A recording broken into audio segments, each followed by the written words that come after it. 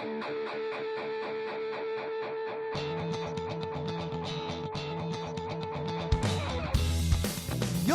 listening to the Let's Go Buffalo podcast, your new favorite podcast for everything Bills and Sabres. What's going on, everybody? Welcome to episode 2 of the Let's Go Buffalo podcast.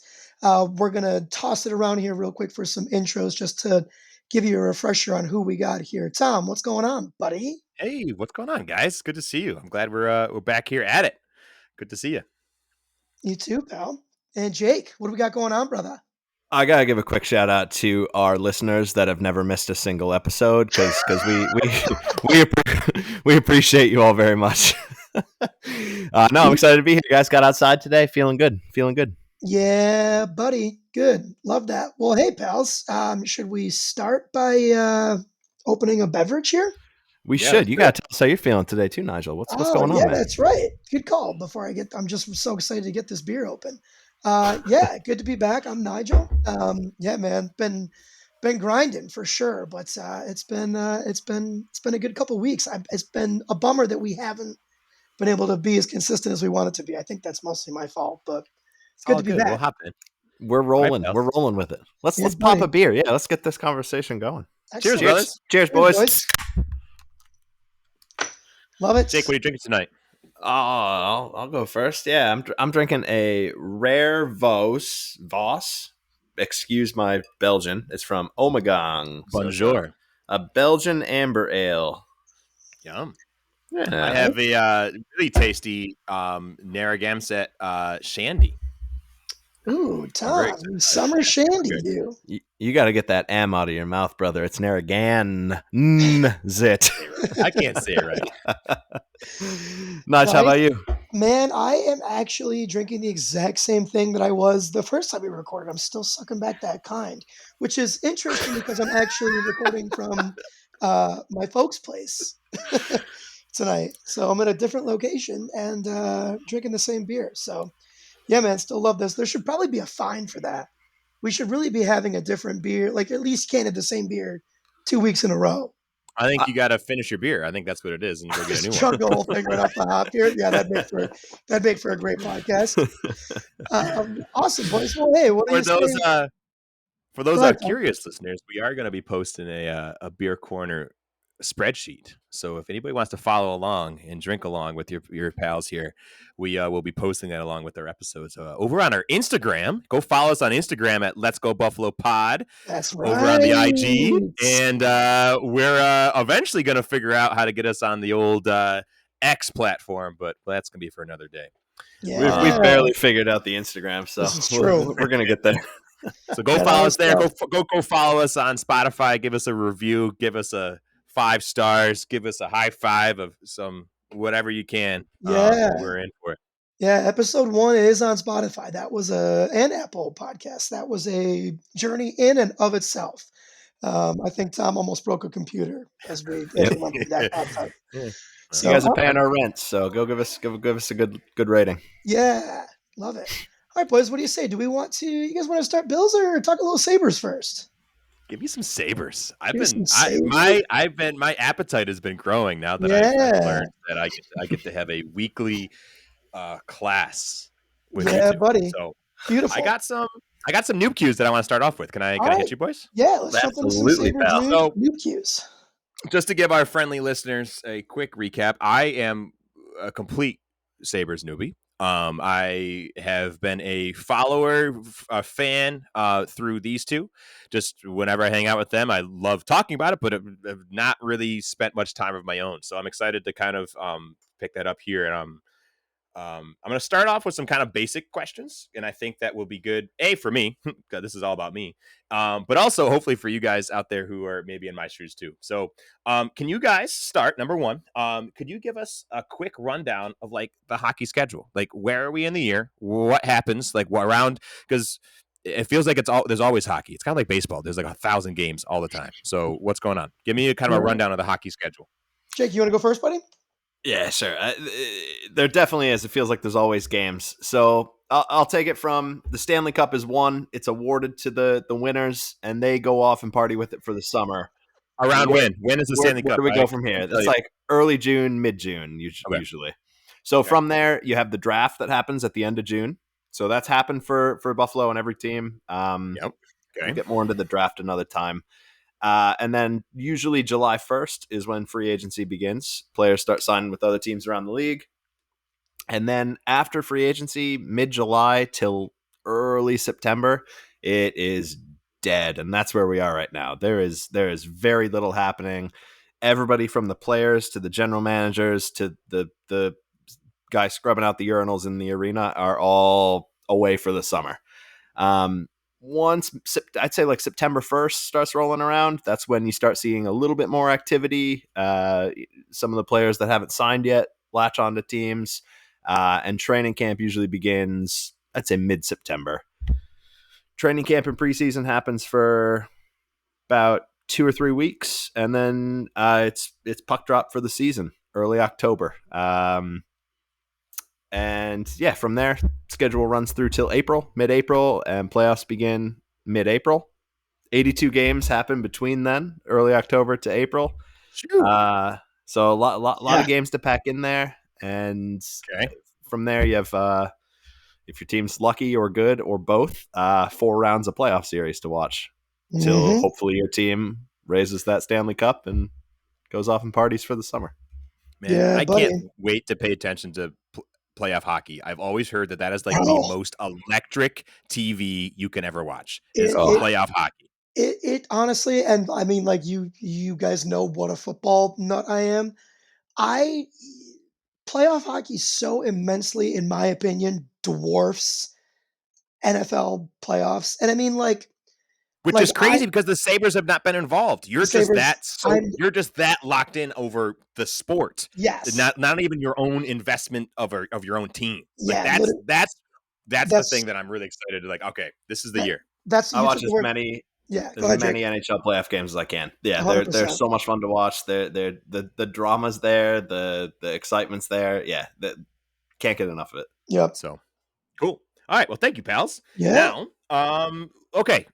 This is kind of just a check-in of where the heck are we in Sabres history, like the flow, the ups and downs of the Sabres over the last few years. You guys have been over the last few years been progressively more excited about the Sabres. Why? Hmm. Yeah. Why are we So excited now? Because we they still haven't been like they haven't made the playoffs, right? So like it's not like we've tasted it yet. Why? Why are we excited? for me, dude, it's finally we have it. So I think in hockey lands, the most important thing you can have is an owner that signs checks and gets out of the way. And you have what you had with Terry Pegula for a long time was an owner that was a little bit too hands-on with the Sabres in terms of just the comings and the goings of the like just too part of the daily going ons, right? Um, and then finally, I don't know what it was, but when he hired Kevin Adams, he was like, "All right, laissez-faire. I am going to just Kevin Adams is Sabres GM." thank you. Yep. So Kevin Adams is the Sabres GM, and he's finally going about the rebuild process the way that I wish it was gone about in the very beginning, which is in hockey, man, you have to build through the draft. And all the general managers prior to Kevin Adams were just doing too much of the quick fix.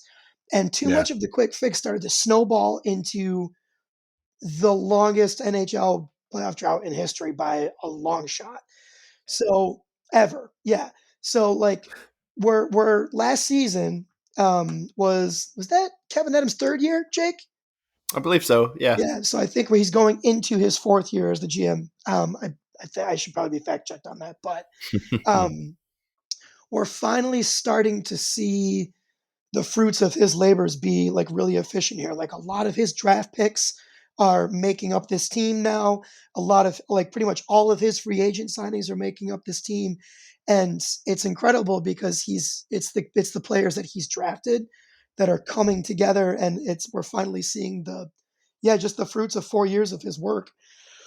in acquiring elite talent through the draft, and we were 1 point out last year. And I think, man, I think this is I know we've been saying it a bunch. At least I have. I truly like. I'd be willing to put down a sizable amount of money that this is the year that we finally Let's go. that we Let's finally make the go. playoffs. Yeah, it's all going to Whew. depend on the goaltending. Okay. But So this is the kind of we've played through the process. We've given the GM some time to mhm, really work his magic and let things start to develop, and we're yes, now starting to see those seeds that were planted start to bloom and start to come to fruition here. Is yes. that's kind of what you were looking forward to? You know how exactly. You know how Tom, like when a team, I think this applies for football too. They're like a lot of their young drafted players have developed and they're doing well, and that's when you go and sign like 1, 2, or 3 like big splash free agents. Yep. That That's offseason is going to be the Sabres' next offseason. So like a year from now, I think is okay. when we're going to be making like A couple a couple splash some moves to really signings. be a contender. Yeah. Yeah. Okay. All Now right. that Cool. the draft pieces have started to solidify and get to the NHL, it takes a lot longer than the NFL for those guys Yep. to get up to league speed. Mm-hmm. Right. Um, So walk me through and our listeners through that process, because like if you're a football fan, you're just like, oh yeah, Dalton Kincaid, Rookie. first round pick. He's already in right. You've seen him in preseason already. Yeah. Like that's not the same for hockey, right? Correct. Yep. Jake, you want to take that one? yeah, sure. I mean, it can be, but the guys that can do that, there's a handful of them every year, 2, 3, sometimes none, and sometimes more. But it's you're talking count them on both hands kind of players. It's not like the Across the league NFL. or across the team. The league for Okay. sure, without doubt. And a lot of those guys can hit walls and maybe look like they don't belong when they actually get there, even though they could be a really highly touted prospect. It's just the drafting age is so young. A lot of these kids are 18 coming out of leagues where they're playing against other 18, 17, 16-year-olds. And so now they're playing against grown men with NHL contracts. It's grueling. So, as they adjust to the NHL game and they're playing a lot more regularly in the NHL, it's a really tough transition for an 18-year-old to be able to do on their body and on their mind. Right. So drafting is so Yeah, incredibly because they're important, so like young. Nigel said. Yeah, They're not coming into the league in their 20s. They're mostly almost always teens. exactly. Yeah. Yep. Yeah. Yeah. Nailed it. So Well said, all Jake. right. If All I right. can, if I could throw one more thing into to kind of piggyback off Nigel, like the drafting is so important. The other reason I'm so excited about the team now compared to before too, when Kevin Adams got hired as the GM, replacing Jason Botterill, I don't have any qualms about Jason Botterill's hockey knowledge and drafting ability. He drafted some good players that are currently on the Sabres. But what I think the biggest change for me when Kevin Adams got brought in was the culture shift around the team. Mm, It was the same shift that the Bills had probably, I think, around when Brandon Beane came in, yep. where it was, if you don't want to play in Buffalo, pack your bags and get out.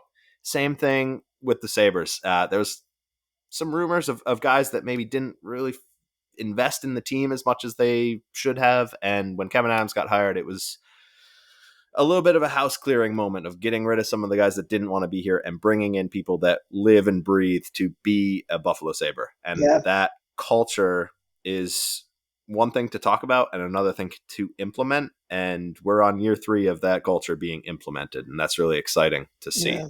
Jake, that's so That well makes a said and difference. such a great point, dude. Thank Yeah. you. Yeah. Yeah, it's what excites me. Yeah, I'm excited. So getting passionate about it. we still have a couple more weeks until training camp. That's mid-September. And then when did you say season starts? So the season begins on October 10th. October Buffalo, 10th. Buffalo doesn't play that night, but that's the NHL opening date. I Yeah. believe Buffalo Start the opens a countdown. night or I want to say two later I on the want to say the 12th. 12th. Yep. Who do the Sabres got? Who we playing game The 1? Rangers, Ooh. which is going to All be a right. tough one. I believe it's at MSG too, so that place will Okay. be absolutely rocking. Oh, All yeah. right. Oh, yeah. I think that's their home opener, too. So, yeah, that's they'll gonna be be going. berserk, dude. Well, before we transition too far, I Wow. have a surprise for you guys. Ooh, Oh. a surprise. I love surprises, dude. Surprise Do you want to play a game? Oh, Okay. yes. I'm in, dude. All right. Who the puck is this guy? Welcome. my God. Welcome to the first annual Who the Puck is this guy? Oh We're my only doing this God. once a year. Oh no, this is going to be multiple times a season, multiple times. And this is a game. This is a game for my two pals here, Jake and Nigel. And what'll happen is I will have they have to try. I have some tidbits about some Sabres players. Okay. And they have to try and guess who I'm talking about. So what'll happen is I'm gonna have 5 clues. You can lock your guess in at any one of those numbers of clues. So if I give you the first clue and you think you can lock it in, clue number 1, perfect. You can lock it in there. Or if you want to keep listening to more, you can continue to lock it in. And you're going to lock independently. So don't tell each other who you're thinking. Okay. You're competing against each other. This is going to be a whole season. The entire NHL season, your guys are going to be competing against each other to see who can accumulate the fewest points. You want to? It's kind of like golf. You're going to accumulate Jake's new favorite pastime. You're going to be you're trying to accumulate the fewest amount of points. Okay, does that make sense? So how are it. we locking in our answers? Do we just use the chat? You're just going to tell me, hey, I got it. Yeah. No, don't use the chat because then Jake will see Jake can see it. Yeah. I will ask you before I progress to the next clue. Would you like to lock in? And if you're like, no, I want to hear more, hear more. Word. If you want to lock in, so then if you so say you lock in at clue number 4 and you get it correct, you get 4 points. If you lock in clue number 2, you get 2 points. If you lock in no matter where you are and you get it incorrect, you're going to get all 5 points. Okay. Ooh, okay. I like this. And it's not just today. This is going to be across the season. So okay, I feel like I'm going to be terrible at this. Is this? Are you going just Sabres players? Sabres people just related? Sabres players who played in the previous season, the 22-23 season. Okay. Oh, interesting. Okay. Cool. Maybe eventually we'll go to the past, but for now, with Tom's knowledge, we're keeping it relatively recent. Okay, like are you ready? Like we have 2 rounds today. There are 2 players you'll be guessing. This is player number 1. Okay. Clue number 1. This player has completed 9 seasons with the Sabres and is going into year 10. I have to say this ahead of time. I would like to make sure everybody at home can also play along. I'd like to lock in my answer. I also would like to lock in my answer. Whoa! Okay, then maybe I'm okay. This is gonna be good. All right, you don't want to hear any other clues? No. I'm pretty sure I got it. Yeah. All right, Nigel, you go first. I believe it would be Zemgus Girgensons. Jake? Zemgus Girgensons. Yes, sir. Okay, well, that was too easy. Okay, you guys both get 1 point. Tom, there's a great Latvian rap song about Zemgus Girgensons that I'm going to send to you that you're gonna bump all the way to school. Yeah, that has to be next week's intro. Yes, sir. Let's hear player 2, pal. What do we got? Well, I'm disappointed. I wanted that to be harder. The 9 seasons. Not many players are on the team for 9 seasons. I think the most after that is like, what would you say, Kyle Poso at 5, Jake? Yeah, that sounds right. Darlene's getting up there too, honestly. As I was perusing the stat sheet, I was finding names that I already knew. So okay, word. Sam Garrison. You guys both get 1 point. Look at you guys. Nice. All right, player number 2. Clue number 1 for player number 2. This player is 6 foot, 189 pounds, and is left-handed. I'm gonna need more. Jake? 6 foot. I'm gonna be bold. I'm gonna lock my answer in. No, I'm locking my answer in. I'm locking it in. All right, so Jake is locked. Nigel, you get another. Guess. It's locked. All right. Last season, in the 2022-2023 season, this player played a total of 79 games. Okay. I still feel good about it. Would you like another clue, Nigel? Yeah, I'm gonna need more than that. That's fine. That's all good. Jake can be bold, and maybe he's wrong. He's still gonna get his 5 points if he's wrong. That's right. Okay, so clue number 3. This player scored 12 goals with 20 assists last season. Oh, fuck. See? This is a fun game. It's a fun game. See? There goes that. Can you read me? Bold. Am I allowed to ask you to reread clues again? Clue number 1, 6 foot, 189 pounds, left-handed. Okay. Clue number 2. This player has played a total of 79 games in the 2022-2023 season. Okay. In those 79 games, clue number 3, they scored 12 goals and had 20 assists. Okay. Would you like to lock in, or would you like to hear another? Because if you get 4 points here, right, you go to clue number 4, you're still ahead of Jake because he doesn't think he's right now. Yeah, I get. Yeah, I know I'm not right. All right, might as well give me one more then.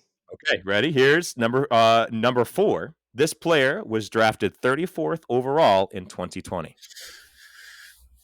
Oh God, I'm gonna forget. Oh. Okay, 34th overall. 34th. Got it. Top of the second round. Got it. You ready to lock in? Yes, I am. Okay. Well, I think Mr. Bold Pants over here should say his guess first. Okay, I'm not gonna. I know the answer now too. I'm not gonna spoil it, but I guess. What was your guess? I guess Jeff Skinner off of 6 foot, 189 pounds. That's not very tall. That's not very heavy. Like he's the small guy on that line. What really? And then I thought, okay, did he play 79 games? Yeah, that makes sense. Maybe 1 or 2 from injury. But then you said 12 goals, and I said, okay, Skinner got way more than that. That's not our friend, Mr. Skinner. So. I need to add to the soundboard. I need a.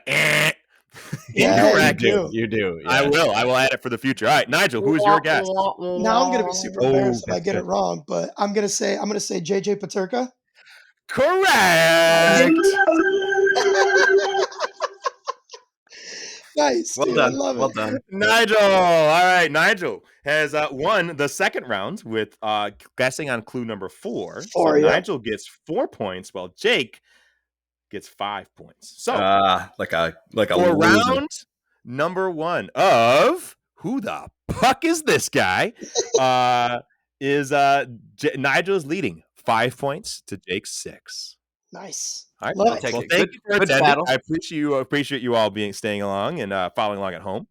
And That was our great, last buddy. little, I'm gonna tell you right now, I've been sitting on that for like 2 weeks, and I haven't. I've been wanting to I've been wanting to share it. I've been trying. I'm terrible at keeping surprises, as you guys both know. Yep. But holy cow, I was excited for that. That was great, buddy. Loved every Good bit deal, of that. dude. Yeah. Great game. I can't wait to play next time. Yeah, there'll be something different next time. Yes, but it will be a Who the Puck Is This Guy in the future. Nice. I love it. All right, pals. Anything else you want to close out with our little Sabres bit here? No, yeah, I think that about sums it up this time. At some point, we'll chat about a couple draft picks. We'll chat about the free agent acquisitions, but I think that was a good jumping off point there for our Sabres chat on this pod because I don't think we touched it. Episode 1. Yeah, we were gearing up for Bill's training camp, episode 1. Yeah, So. that's right. Speaking of Bill's training camp, I'm Guys, wondering, should we shift it on over, boys? I think so. Yeah, there's a Let's lot do to it. talk about there. We have 27 days until game 1 God, dude, of the Bills season. It's going to be so Monday, awesome. September 11th, v Jets. It's going to be so good when that Thursday night game hits because it's going to feel like the season is here. But that Thursday night to Monday night is going to feel like it might as well be 10 years, bro. It's going to be torture. Oh, yeah. God, 100%. 100%. That's going to be tough. All right, cool. Can we start there with a little put the Bills training camp aside? But we mentioned the Jets, the opening game. I just saw that Dalvin Cook signed there. Yeah. So what do you guys think of that? I mean, they're a solid team already and had some good running back depth going with Breece Hall coming back from injury. What do you guys think about that signing? Does that make them even scarier, or is it like, well, all right, how are we dividing these touches up between first Hall and Cook? Jake, what a breakdown, bro! that was killer, dude. Tom, he's getting there, buddy. He's getting there. Tom, you want to go first? Or want me to go? Yeah. So my initial thought is the first thing that came to mind when I saw that signing. Why the hell didn't anybody try this hard to unseat the Patriots for all those years? Like, what did we do to deserve to have 3 division mates here in the Dolphins, the Jets, and the Patriots? To all of a sudden they're all trying to get competitive all at the same time. What? So he's absolutely a great player. I think he comes in and he will absolutely kind of carry the running back room at the beginning of the year. They're kind of stud running back Breece Hall, who's going into his second season, is coming off an ACL tear, will probably be able to kind of ease into the season, which to be honest with you, I'm okay with. Brees Hall is a dangerous player. I love that guy. I had him in fantasy last year. Like, I'm all about him, and I want him to come back to full form, but just not yet. Yeah, So I think what's gonna do is it's gonna allow Brees Hall to kind of ease in. Dalvin Cook will definitely be the lead back going into the season. It will also then take away Sorry to cut you touches. off, but he's coming off his own injury too, right? Yep, he had a shoulder injury. He's had shoulder injuries for as long as I can remember. He's always had some kind of shoulder harness, almost always on his shoulder, just to keep things in place. But yes, he's coming back. So he actually right now cannot practice. He'll hopefully coming back in the next week or two. I think. Seeing that's the last report I saw. So he will be the one to start, probably most likely start the year. He will eventually take away touches from Brees Hall, which I'm okay with because Brees Hall is a home run hitter and just a huge, phenomenal athlete. But yeah, absolutely. This is them loading up. This is them taking their 2 years of Aaron Rodgers and trying to make the most of it. So it is a good decision on their part. However, I don't know if it's quite as lethal as everybody's making it out to be. Um, I think he will be a great veteran presence in that room and somebody who's also been to the playoffs where this is a team who's trying to get to the playoffs. So having players in there in that room who have had that experience and know what it takes to get there is important. So I think that's a plus for them. yeah. I don't know. I have a tendency to overreact to stuff like this. No. Yeah, I know, dude. I have a diagnosable condition. I don't know what it's called, but it's got to be diagnosable. Um, but yeah, dude, Oh, oh noism. I don't know, dude. I You can make find it it more pretty. explicit if you want. No, that's. I don't think so. I find it pretty concerning, dude. And it's not like I don't think it's the Delvin Cook from a handful of years ago where he's going to put up 1,000+ yards. I think I think the biggest concern for me with Delvin Cook, and it exists with Brees Hall too, but I don't think to the extent that it does with Delvin Cook is the pass catching ability. It's just another elite weapon for Aaron Rodgers, or I guess I should say it's one more, because if I am being totally honest, the wide outside of Garrett Wilson, the wide receivers for the New York Jets do nothing for me. I know they all have Nothing to rapport with sweat Aaron about. Rodgers, but I don't lose sleep over Randall Cobb. No. I don't know. I just don't. And maybe I'll put my hand up and admit that I was wrong if he goes off for 1,200 yards. But I think they probably knew that like Tom said, Brees Hall was not going to be able to jump right into the year, and it is another elite weapon for Aaron Oh, Rodgers, which is not absolutely. good. This is them banking on Aaron Rodgers coming back to form. Can we all agree that last year Aaron Rodgers was not the Aaron MVP? He's 1 year out of being a two-time in a row MVP quarterback. Correct. So I'm not saying taking anything away from him there. However, last year he was not in form. He Correct. was not the lethal Aaron Rodgers that could take this team. I think absolutely he could. This is another weapon for Aaron Rodgers, but it's a lot banking on him. It's a lot banking on Garrett Wilson and Dalvin Cook and Brees Hall to all step up and be there. And then my last little kind of idea here before we, Jake, your thought here is that this team still is very young. Yes, they have a lot of veteran talent that they just signed this year. They haven't cut their teeth, right? They haven't had the kind of adversity that I think will really take them deep into the playoffs. I think they will absolutely be a great team. They're going to be a 9, 10, 11, maybe even a 12-win team this season, but I don't think they're pushing. They're going to push for the division, but I don't think they're going to win it. And I don't think this is really putting them over the edge. Yeah, there is something to be said for sure for um, like going through your trials and tribulations. Jake, what was your thought, brother?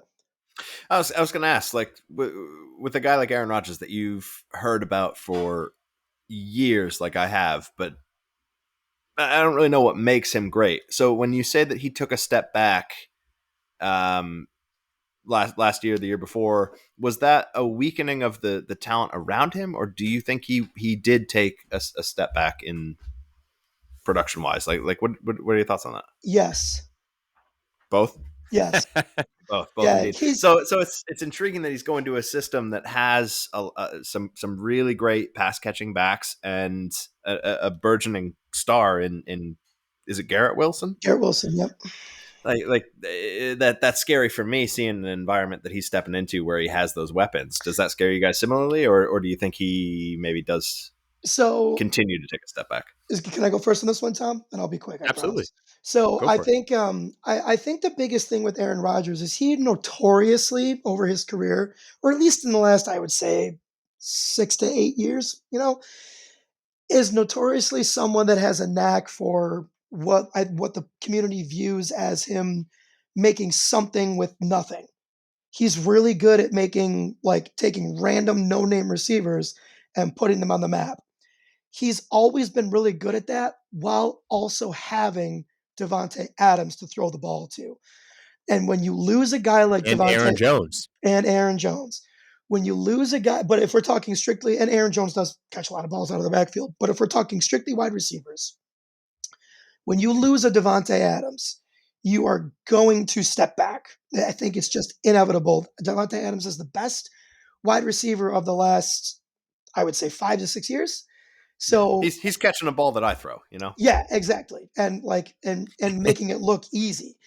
So I think that in and of itself is going to cause an Aaron Rodgers to regress. I also did not see from Aaron Rodgers last year, though, that ability to take no-name players and put them on the map. So that's why I say it's a mix of both. Garrett Wilson is not in the same zip code as Devontae Adams is. Yeah, So he doesn't have the elite number one that he's always had, but he does have much more of an elite number one this year than he did last year, which I Yeah, think and is an he important he absolutely. takeaway. doesn't need to carry the offense if he has some guys that can support him too. He just needs to be complementary, right? Yeah, That's kind of scary to think about. The former 2, 3 time MVP is Yeah, he's just won it needs to multiple be a times. He complementary piece. Yeah, no, I mean he's his game has always been his brain too. He's probably one of the best throwers of the ball ever to play the hmm game. And he's obviously an NFL athlete, but he's not a game breaking athlete like a Lamar Jackson or a Josh Allen. Um, but so that's not been his game. So him aging, that's kind of still playing to his hands. Of he can still go in and play and be a pocket passer and be really smart. His football intelligence is off the charts. And if it all clicks and it works he's back reunited with Nathaniel Hackett, who is the offensive coordinator that he was so productive with in Green Bay. So if they all click, they absolutely can be lethal, but we still have to see it. So at this point, everybody's crowning the Jets as the AFC East champions. You know what? They can have it because we'll see them week 1. yeah. Woo, Tom, that just What got me I going. know. yeah, that hit, Tom. God damn. I honestly think, I mean, this is the Bills team that the last time they played, they got embarrassed in primetime television, playoff divisional round against the Bengals. Do you think they're not going to be ready for week 1? Against a I don't division think there's a opponent. shot. I don't think there's a prayer that they're not prepared and ready to go week 1 and ready to make a point and remind everybody that this is the Bills division for the past 3 years and come and Not get it. not to not to mention, I think we've seen the team perform best when they're not Oh yeah. Favored to win everything. overhyped. Yeah, Yes. yeah. Where that's like these guys are going to win the Super Bowl. When people are talking about them in the sense of like, I don't know, like the Jets could beat them week 1. I think that That's right where they want them. fires them up. Yeah, it's Yep. Fires just the me up. sense Fires me I've up got. too. Like I'm not backing that up with anything, Let's but just go. the sense I get. Yeah. So yeah, man, that's gonna be fun. I'm excited. I think it's really cool. Also, that just a side note. I know we started this conversation with the Dalvin Cook signing. Dalvin James Cook is going to be playing James Dalvin Cook week 1. Did you know that their parents named them with each other's middle names? That I did not know. That is 100% correct. That is a real thing. I'm not lying. That's I James, incredible. our player is James Dalvin Cook, and their player is Dalvin James Cook. I think I that's feel like I'm incredible. having a heat stroke just hearing the sentence, but That'll be a So fun little thing to watch this season, is those two. But yeah, yeah, we can get into something else here. that's a fun fact, and that's why Tom hosts Who the Puck Is That? That's right. So, Nige, Jake, what do you got? What do you want to talk about? well, Jake, I was going to ask you. So I'm thinking, well, Tom, let's do this. You and I want to give some of our updated training camp thoughts real quick. And then, or do we want Um, to do Jake's questions first? Do you have any questions, let's do Jake? Jake's questions. Jake's questions will be some good conversation points. I like it. Let's go, All Jake. right. And I do have some because I have been trying to follow and learn a little bit about more Yeah, bro. about the team and camp. So I'll ask some questions Let it and rip, discuss dog. a little bit with you guys. If I miss anything, please jump in. Yeah. Okay. My first one, I've heard a lot about AJ Epinesa over the course of training camp, and I've heard the name before. He's been a key part of the defense, but it seems like he's taken it to another level this year. I'm wondering, given some of the struggles that the Bills have had with their offensive line and a lot of players shifting between roles and maybe not being as solid as other teams, do you think the emergence of AJ Epinesa this year during training camp is the player elevating his game or more an indictment on the Bills' offensive line where a player like AJ Epinesa can take advantage of it? So I just wanted to Tom, go kind of right throw that ahead. around a little bit. It's I think it could absolutely be a mix. There's no real way for us to tell until we're seeing him in the regular season.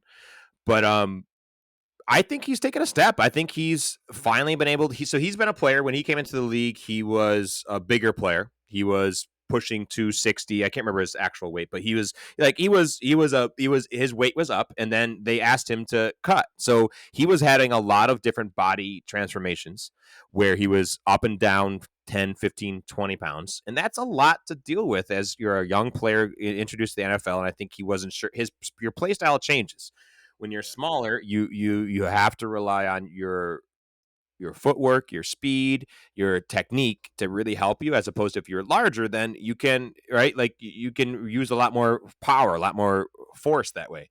So I think he's just been kind of fluctuating. I think he's probably settled in. He's probably had a couple seasons to be able to work with the Bills defensive line coach, Coach Washington, and I'm sure that's helped. And I think he's just coming to form. So I'm hoping he does. I hope he has a great year. This is a contract year for him. Is that correct, Nigel? Right, contract year. Yes, He's going into correct. his fourth season, right? Yes, sir. yeah, I He remember was a reading that. second round pick, so it's a contract year for him. So, man, let's ball out, boy. Let's go. Let's see it. Show us, and then make Brandon Bean have to make a decision. That's what I want to see, especially because it's going to help the team. Interesting, Yeah. interesting. Nigel, I don't mean to put you on the spot, Hit me. but do you want to take the other side of that? Explain why it's an offensive line issue, or talk about what you like about the offensive line. I mean, maybe I'm completely out of step. I'll tell you what, bro. So by all accounts, so the way it typically goes down in training camp is early on, especially once the pads go on, the defense usually has the upper hand. They're way more savvy to what's going to happen. It usually takes a little bit for the offense to have days where they look better than the defense. There have been a handful of reports of the offensive line looking good at camp and practice.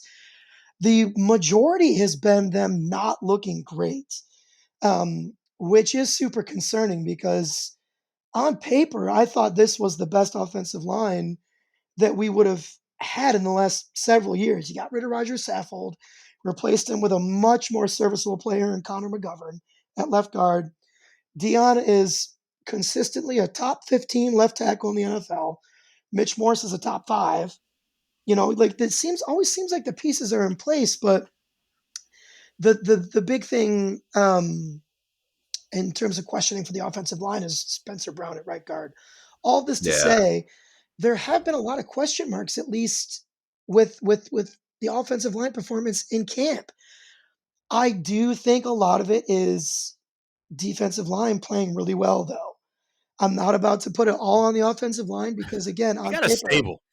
yeah, We got a dude, stable of boys big up front. time, So big time. I am not in panic mode about the offensive line yet. No, not panicking, but it's on my Um, radar.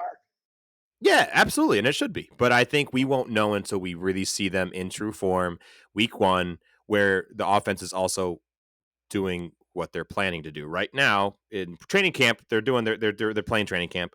Um, but in preseason games, like they're playing a very vanilla offense. Like it's Yes. yeah. not what they're not showing. They're not showing any part of their hand, and we'll see. We'll see more as it goes. But good question, pal. Boilerplate stuff. Yeah. Okay. No, that's good. I mean, you guys definitely tell me if I'm full of cheese. Like I mean, I could it's a be other great way, question but because you don't know, but I think the root of the question is that we don't actually know until we're Yeah, playing in a regular season, right? yeah, yeah, Could absolutely be either way. It could be that the D line is just they've all eaten their Wheaties and holy shit, we got a crew, or it could be oh my god, we have Swiss cheese for an offensive line. yeah, for sure. Talking about defense a little bit more, if you guys will indulge me, I want to talk about middle linebacker. So who replaces Tremaine Yeah. Edmonds? Yeah. And to kind of back the periscope off a bit, I don't want to talk about it. Tyler Dodson, I think, is a candidate, yeah, right? yeah, So back it off a little bit. I understand that the role of having that green dot on your helmet, Tom. This is a complete newbie cue. So if you have a sound effect dialed up for the newbie cues, now's the time. Holy shit. Um, Ba-dum, I'll- ba-dum, I'll- ba-da-ba-da-bum, ba-dum, ba-dum, ba-da-dum. Sorry. Tom, I bought a new mic. You can't make me spit my beer out onto it. Um, That's my goal. so my question is, who's wearing the green dot? You want it to be somebody that's communicative to the other players on the field, and I understand that Matt Milano is not necessarily that guy. So with the audition going on of the middle linebacker, it seems like it's an audition for that green dot. Is there really no one else on the field that's more experienced or has more connections with people on the team that can take that role on of talking to the defensive coordinator that seems to be Sean McDermott? Like is there really no one else, or why are we shoehorning the green dot onto this new player in the defense? yeah. Is my question. I think, man, I so well. Let's walk through it a little bit. All this is going to lead to the fact that I think the only other person, or maybe potentially two people that could possibly wear the green dot is Micah Hyde or Jordan Poyer. Um, but like if you think about it, so that person has to never come off the field, right? Yeah, Like you they're at can't have 100% because you can't snaps. have multiple guys with green dots. So Yeah, that eliminates all of the defensive linemen, right? You go to your linebackers. Well, the Bills run a base nickel. When I say base nickel, do you know what that means? not an absolute clue. So if you could Okay, dive so into yeah, that, let's go off nickels, dimes, all on the a on a I hate pocket change in general, but we'll indulge for the football side of conversation. So what is a nickel? so a very base defense is typically four down defensive linemen, down meaning hand in the dirt, Okay. three linebackers, two cornerbacks, and two safeties. That's like the most basic entry level defense, right? We're up to 11 players Yep, if my math is correct, and it which is is. probably It's not. So always 11 v Thank 11. God he's an accountant. Yeah, right. Once now so what a base okay, nickel means, nickel being 5, right? What happens in a nickel is one of those linebackers will come off the field, and what will come on is more of a defensive back build kind of player. That nickel defense is typically what something or a formation a defense will bring out in an obvious passing situation, right? So like more coverage s guys leads to a yeah, you higher want probability of So knocking those down.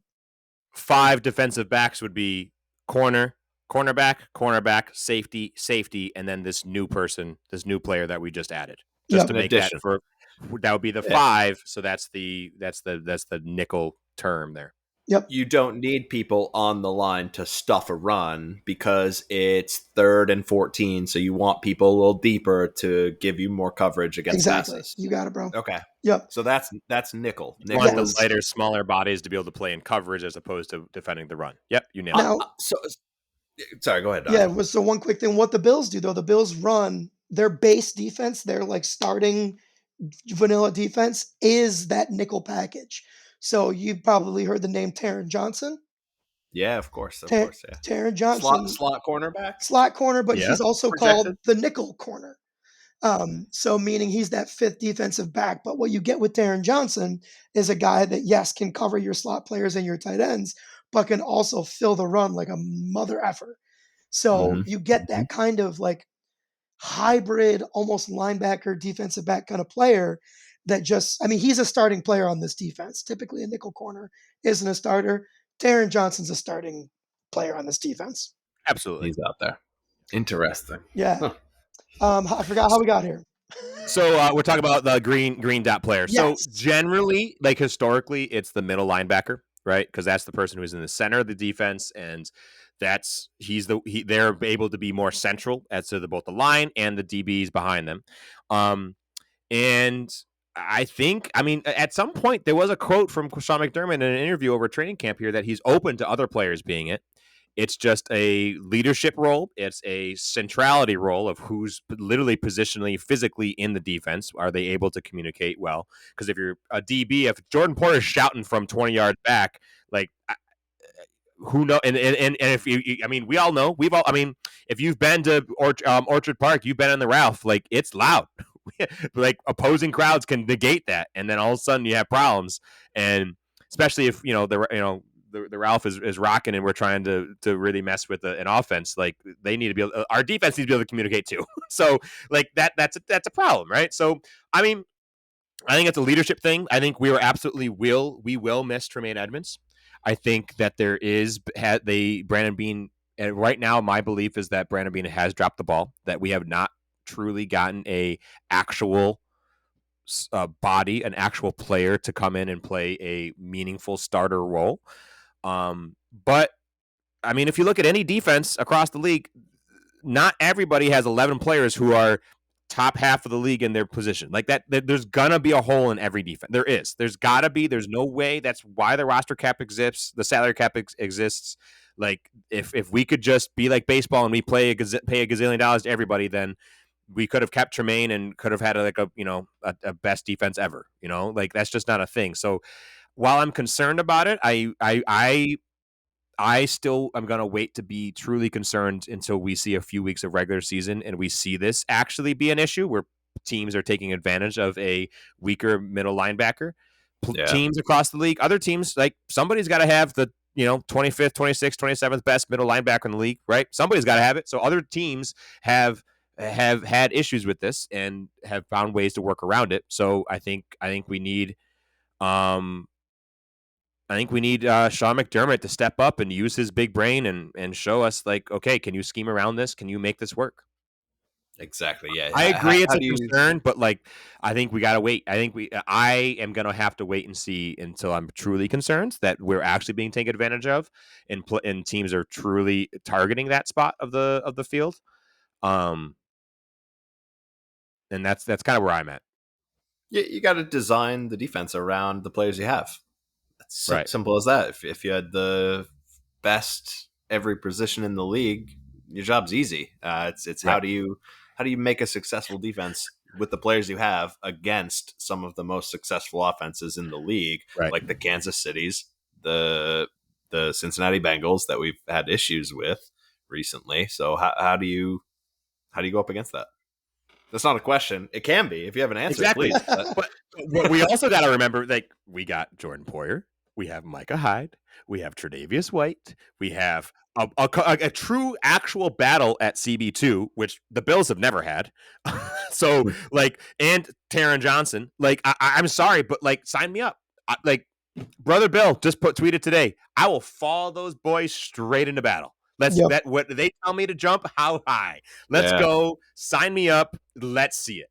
Yeah. Right. And we still have Matt Milano, and we have this stud, apparently really performing well defensive line. So I'm here for it. Let's see it. Let's go. Let's see what happens. Yeah.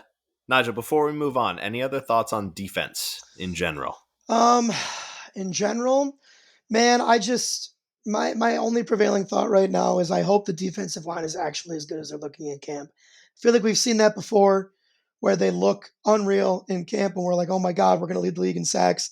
And then we get like 3 in the first 9 games. So and every year that seems to be the thing that kills us. We can't get to the quarterback. So I like, and I want to see it. I want to see it without Von Miller. And then Yeah. when he comes back, then I can be like, maybe we'll really take off. But I need this, like, I just need these guys to take steps. I need Boogie to take steps. I need AJ Epinesa to take steps. I need Leonard Floyd to be the guy he's always been. I need Greg Rousseau to take a big step. I need these defensive ends to start getting home, man, because it's what's killing us in all the biggest moments. Yeah. So, Uh, yeah. I'm excited to Putting see Sean pressure on him. McDermott is supposedly a much more aggressive play caller than Leslie Frazier ever was. So mhm. let's see.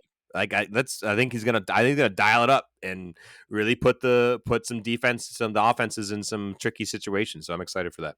Yeah, That man. is exciting with like the dynamic athletes that are back there, especially like Nigel, you said, when Von Miller comes back and he starts pressuring quarterbacks, and that quarterback needs to get the ball off, and he's throwing at Jordan Poyer and Micah Hyde, like that Good That's the luck. whole that point, dude. that That's makes the me goal. irrationally excited. I know. Let's go. Makes me giddy. Makes me just really happy. Maybe just really happy. So yeah, that's a bit. I mean, it's gonna be a big point. It's gonna be. This is why they get paid the big bucks, right? Yeah, man. This is why. Yeah, for sure, for sure. I want to Woo! talk before we sign off. I want to talk a little bit about the new kickoff rule in the NFL. I'd love to hear your thoughts on that. I know that there is a new kickoff rule, but as far as what it entails is a little murky. And then I want to hear from you guys about what's next for the Bills and where we go from here. Yeah, man. All right. So So up let to you guys. Where me. where do we start? Can I just quickly read the new rule, Nige, and Yeah, then I'll yeah, let you. Please, I'll 'cause let you comment. please. So I we would Jake and I were talking pre-show, and I decided just to put the cue it up here. So the new rule specifies that a player receiving a kickoff can claim a fair catch as off a free kick. So a kickoff must occur behind the team's 25-yard line, and then it can be placed at the 25. So if you call for a fair catch behind the 25, it will be placed at the 25. And what was the rule before? If you're in the end zone, it's one thing. If you're in the end zone, it counts at the 20, 25, the 25. 25. So it's saying that the old rule is the same as it was, but it's now extending from the end zone all the way up to the 25-yard line. correct. Correct. And this has been a rule in college for several years at this point now. So Okay. Nigel, go ahead, Okay. bud. Yeah. So What are prior, your if thoughts? you you know caught a fair catch on a kickoff at the 10, it drive started at the 10. You Okay. can't. Okay. Yeah, you just. Hey, I don't want to get a massive concussion. Like, let's just start a little bit behind the eight ball here. Yeah, that's pretty. That would be what that is. So Okay. yeah. Got it. Yeah, that's the new rule. As a side note, watch for the Bills to take advantage of that this year. Oh, I saw him. absolutely. Let's go. Yep. I saw him practicing squib kicks. So like that's the kind of, hey, if it's on the ground, you have to return it. Like, Correct. what do you got, coward? Like, come Yeah. come run at us. Yeah. Okay. Yep. Yep. The Bills aren't going to give those yards up for free if they can help it. Nope, not at all. Do you think that's something that happens around the league? Like a lot more squib kicking? It's Is that gonna. going to be a new It's gonna No, depend, man. feature in Madden? it depends on the teams. If the teams that rely on special teams, the Bill Belichick's, the Sean McDermott's of the world are going to be licking their chops at forcing these teams to return these kicks or field these kicks. Most teams, especially with this new rule, will probably maybe de-emphasize some of these specialty players like our Saran Neals. You know, we those kind of players who are just special team aces, but maybe not necessarily great on their actual. He's supposedly a defensive back. Well, is a defensive back. Let me take that back. I'm sorry, Saran. But is not somebody who you're going to probably start in the field. But if you put him out on special teams, absolutely. Like he's lights out. That's where he makes his bread. And but not everybody thinks that way. Not everybody wants to roster those players. Yeah. But it's a third of the game, right? That's a third of the game. So that's I think there's going to be teams that take that ideology, and I think there's going to be teams that take the opposite. Interesting. Naj, any other thoughts on that rule before we move on to excitement levels? No, man. Yeah, I'd say we can move on to the excitement levels. I think we covered it pretty much there. Good stuff. So you go first. What's coming up? What are you looking forward to seeing, hearing, reading? I Anything about Man, training camp? supposedly Josh Allen's going to play in one of these preseason games, and that's going to be the thing I'm the most interested in seeing. I mean, it's just I just can't wait to see him with the ball in his hands again with the entire first unit. I think that's going to be sick. Last year, I remember watching them in the preseason, that whole first unit, and they looked dynamite. Like I said, I'm an overreactor. So if it looks rough in preseason against like some teams second string players, I'm going to absolutely have a fit and be beside myself. But I think at this point, like, that's the thing I'm looking forward to the most is just I want to see the ones out there against a different They're helmet. coming. Yep, they're We have coming. I don't we so I have don't know if it'll be this weekend or game 3, but they usually get Josh Allen out there for at least 4 to 5 series. Yeah, couple throws, Yep, get the ball in his hands. exactly. What? Sorry, I walk me through. What's preseason game 2? When is it? I What are the other games? actually not even positive right now. I think it's Saturday. this week Friday. Nope, this week Friday at 6:30 we're playing the Pittsburgh Steelers. Tom, look at you. Nice. For those of you following at home, we're actually hanging out this weekend, so there's a possibility we get to watch part of this game together, which will be quite fun. We'll see. Tom, We'll can see. you We'll see if we have the Tom, I'm looking Saturday, August 19th at 6:30. Oh, Saturday. All right, hey, now it's Saturday. Woohoo! Sweet. Not Friday. Yep, Take it back. Saturday, take your August 19th. pickings. Which game we watch? Say that again. I said take your pickings about which game we watch. As in George, you funny guy. Take. if I had a pun for Friarmouth, I would use it, but God help me, I do not. Yeah, that's a tough one. So yeah, dude, for me, I don't know when it's gonna happen, but I'm Josh really is coming in. yeah, I'm excited to see that first team offense. I'm itching to see Dalton Kincaid catch his first ball from 17. Oh, that's a good one. Yep. Yeah, exciting Tom, what stuff. about you, buddy? Yeah, I mean, along the same lines. I'm excited for the season. It's football time, man. The nights are starting to get cool. The Woo. days are starting to look a little long or a little shorter. Yeah, buddy. Not long. And I'm excited. I'm excited to dial it up. So, pals, what an episode! Here we go, episode 2. Yeah, episode 2. We Let's go. touched on a little bit of some Sabres kind of foundational work here. I'm excited for that season to start picking up, and we can just spend more time talking more about them specifically, and kind of a little bit of a Bills recap here. We got a couple weeks. We got preseason game 2 coming up this weekend, preseason game 3, and then a week off, and then NFL kickoff. Yeah, buddy. Here we go. All right, Go pals. Bills. So this is Tom. This is Nigel. And this is Jake. Thank you so much for listening to the Let's Go Buffalo podcast. We appreciate you very much. Please give us a thumbs up, a 5 stars, whatever you can, wherever you are. And we hope you have a wonderful day.